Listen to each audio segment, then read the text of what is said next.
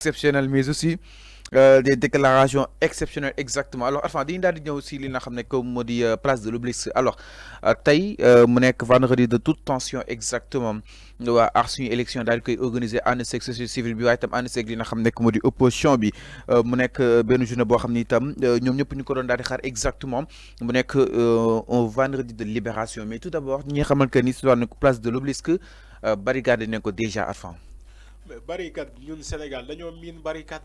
Hmm. sëñ bi ñun dañoo miin barricade. gis nga le droit à manifester c'est un droit. Constitution moo ko wax. Le droit à manifester. Mais trouble à l'ordre public. Il n'y a pas de trouble. Entrave à la libre circulation des personnes et leurs biens. Ah. Il n'y a pas de trouble à l'ordre public. L'occupation de la voie publique. Quand le peuple veut dire quelque chose, il faut laisser ce peuple-là s'exprimer. Encore une fois, c'est très intéressant.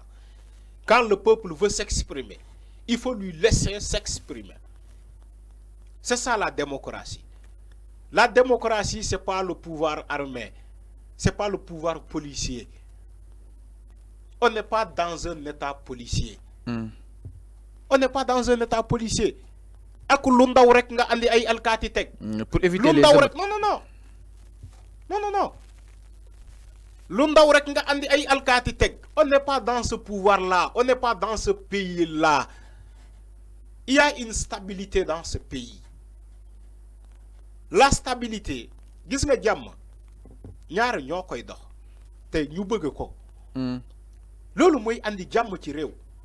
Gis nga jàmm commencé na ci président de la république boo xamante ne moom mooy décider parce que dañ ko jox ay pouvoir yoo xamante ne joxuñu ko benn nit moom kese lañ ko jox moom mooy njëkk a fësal jàmm te di si dox maintenant bu fekkee moom doxul jàmm mais jàmm mënul am.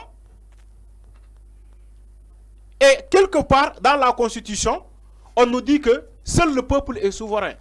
La souveraineté appartient au peuple. Je crois que nous avons depuis primaire ba ñu màgg même moom sax xam na ko ba muy prêter serment balaa muy nekk sa président de la République quand il était opposant il ne cessait de dire que mon président de la République il ne cessait de dire que seul le peuple est souverain. Le peuple bi décidé daf ko doon waxee son prédécesseur Ablaye Wade daf ko doon ne fàttali ni que peuple bi bu mu xasee ba bu bëggee kenn mënu ko ko xañ. Seul le peuple est souverain. Le dernier mot revient au peuple. Moom moo ko doon wax.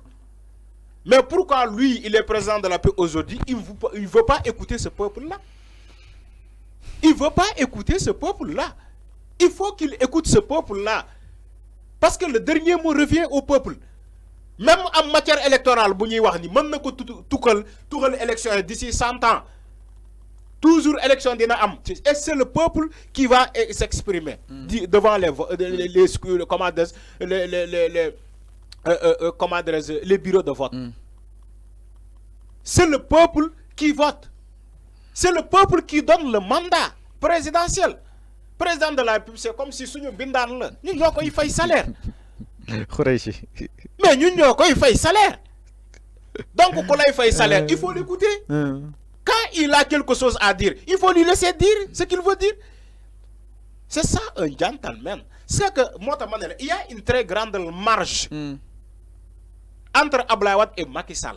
Ablaye Wade il aime tellement écouter le peuple. C'est-à-dire que même n'importe quelle décision bu muy jël à un moment donné Ablaye Wade il écoutait le peuple. Mais loolu tax Macky Sall woote dialogue. Mais non, le dialogue c'est pas ça le dialogue.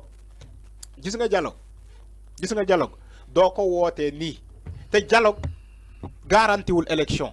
Dama lay wax une fois dialogue garantiwul élection.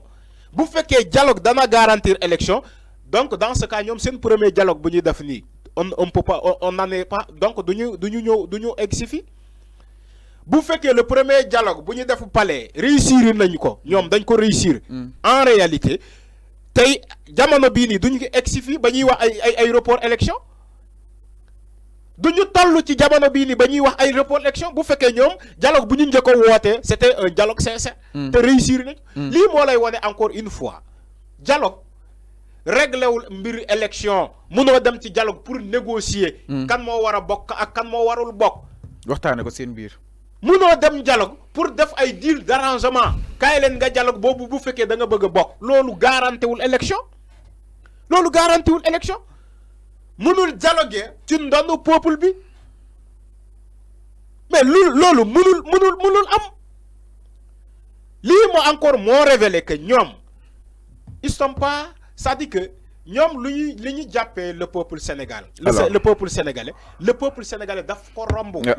Alors enfin nañu si risque exactement mais aujourd'hui les Sénégalais sont appelés à se mobiliser ce vendredi 9 février contre le report de la présidentielle au cours d'une journée test du report de force de l'ordre entre le pouvoir du président Macky Sall, la société civile et l'opposition ma ni kon tey jii nag digganteeg Macky Sall société civile bi ak opposition bi dina daal di jàkkaarloog fa nga xam ni itam moo di sidwaanu ko place de l'Obélisque benn ko collectif bu yeesan daal di koy tuddee exactement citoyens et religieux et d'organisation professionnelle ñi daal di sàkku si li nga xam ne que mu di Sénégalais ñu daal di dem ginnaaw julli àjjuma fa nga xam ni itam mooy zaanu ko place de l'Obélisque daal di sol lu weex daal di taxaw circuler seen ko message bi nga xam ni itam bëgg nañ ko daal di circuler à partir de 15 heures daal di ñaawlu la nga xam ni itam président Macky Sall yékki na ko daal di li nga xam ne que moo di justement reporter li nga xam ne que moo di élection yi alors Arfan un nouveau collectif a vu le jour di li nga xam ne que moo di citoyens et religieux et d'organisation professionnelle di li nga xam ne que moo di aar suñu ay élection ñoom itam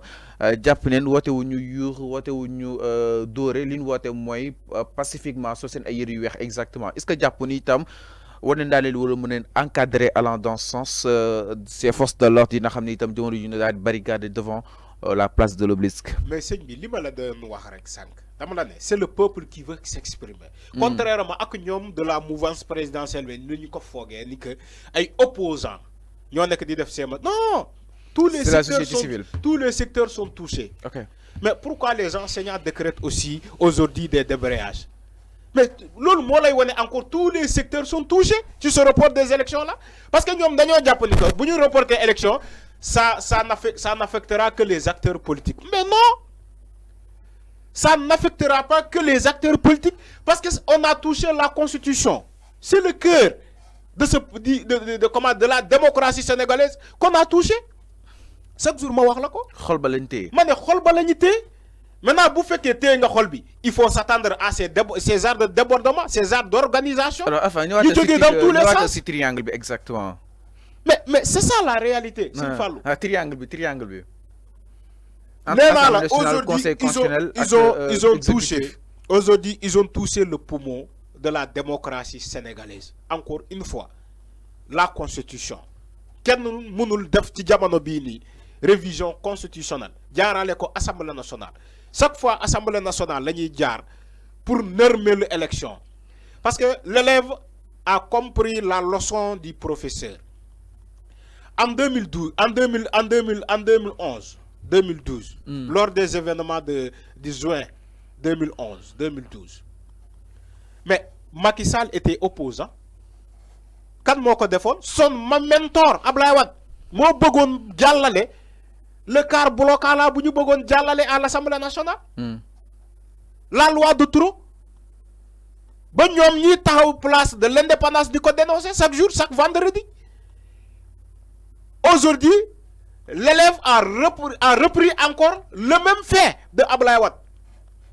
Bëgg a toxal élection jaarale ko ci Assemblée nationale comme Ablaye Wade l'avait voulu en 2011. Donc, on ne change pas. Alors, c'est comme si ñoom waa PDS ak waa famille libérale boobu. lu ñu ne woon que ñoom dañuy téye Sénégal pendant 35 ans wala xawma 39 ans. C'est comme si aujourd'hui dañuy dem Macky Sall en tant que famille libérale on ne change pas une équipe qui gagne. Alors, enfin, c'est clair. Maintenant, est-ce que c'est une équipe qui gagne ou c'est une équipe qui perd? Parce que Ablaye a perdu. Mais il avait perdu. Okay. Mais aujourd'hui, Macky Sall, il veut forcer ça pour que mon ci bëgg élection yi ñu amal ko ay 15 décembre. Loolu le peuple sénégalais ne du fi amee tey du fi amee ëllëg. Alors, mais enfin, préfet bi lu mu wax boobu tey sénégalais ñu ngi koy xaar de par rapport ak tey dans l'après-midi aujourd'hui fa nga xam ni itam mooy zone place de l'Obélisque. Gis nga préfet bi. ñu ngi koy seet un peu partout hein. Gis nga préfet bi. Sëñ Fallou xaaruñu ci moom pour mu def leneen. Gis nga constitution moo ne dañuy yëgal rek mooy maanaam yow dañu lay yëgal ni ñun dañuy marché tey wala dañuy def activité tey dañu lay yëgal mais au Sénégal ngay ñëw ñu ne la da ngay uti autorisation de marche xam nga Sénégal fii y a tellement de choses yoo xamante ne ah war nañ ko xoolaat. Il y a des choses yoo xamante ne war nañ ko xoolaat démocratie Sénégal constitution wax la di que da ngay uti autorisation de marche dafa ne da ngay yégal l'autorité compétente ni que yow da ngay marche moom mu ñëw encadrer marche boobu wala mu ñëw encadrer sa manifestation boobu moo tax ma ne la man xaaruma ci préfet Dakar pour mu annuler quoi que ce soit parce que on est à la croisée des chemins il faut laisser le peuple s'exprimer pour ñoom ñu xam le sentiment commun tant que bàyyoo le peuple mu exprimer lu mu bëgg sa volonté doo xam le sentiment commun doo ko xam moo tax ma ne la différence entre président bi fi ne le président sortant Macky Sall ak l'ancien président Abdoulaye Wade mooy maanaam Abdoulaye il sait écouter le peuple il sait autoriser ay quelqu'un pour xool le comportement du peuple. Alors c'est clair. Mais le président sortant actuellement moom loolu yitewu ko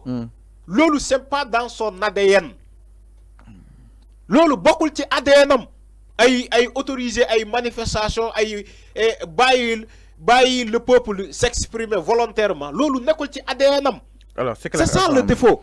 Alors c'est clair cette plateforme yi nga xam ni itam ñoo daal di ak suñu élection ñu ngi daal di woo le Conseil constitutionnel et la Cour suprême daal di jël seen ay responsabilités pour rétablir l'ordre légal et constitutionnel fii si li nga xam ne que moo di Sénégal. Alors sans plus tarder dañuy ñëw exactement Arfan si li nga xam ne que moo di la sortie de Cheikh Yérim Seck li nga xam ne itam démb xam ne na ko mu daal défrer aussi la chronique depuis si diwaanu ko biti réew Cheikh Yérim Seck nag génn bi nga xam ni